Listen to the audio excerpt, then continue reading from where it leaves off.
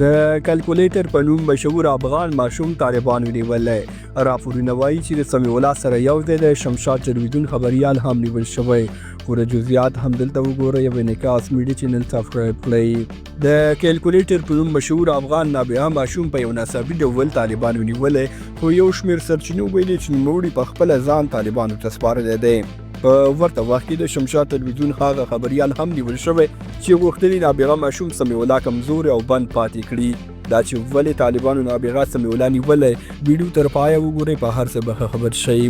نابغه سمیع الله چې په کلکيليټر مشهور دی او تر ډېره هغه د ریاضي بې شمېره عددونه جمع کولی شي، له پېښور څخه تر راتګ وروسته اوس په کابل کې د خلکو او رسنیو څخه 2 پوځو ته راغلی دی او هر ځای او هر څوک ورپسې کلکيليټر راخلي او عددونه پرې جمع کوي چې په دې سره هغه زړه ماتی کوي او تنګوي، ذهن یې مغشوشوي او یو ډول فشار پرې راولي.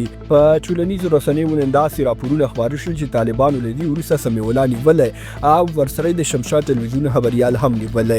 دا ټول راپورونه بې بنسټه دي، خو طالبانو د شمشاد تلویزیون خبریال ته ګواښ کړی چې له دې وروسته یې داسې بې ځایه حسنې کوي او د خلکو استعداد دې نه تلف کوي. په ورته وخت کې یو شمېر سرچینو ویلي چې د نابغه سمیع الله والدینو له اسلامي امارت غوښتنه کړې چې د خلکو پر منځ کې د سمیع الله بند پاتې کېدو مخنیوی دې وکړي او هغه د نور رسنیو ته نه ورپرېږدي. نور نو سمیع الله له خپلې درنې کورنۍ سره په پوره امن کې دی او یوازې هغه ته د رسنیو ته د تګ په اړه د طالبانو مرسته غوښتل شوې ده.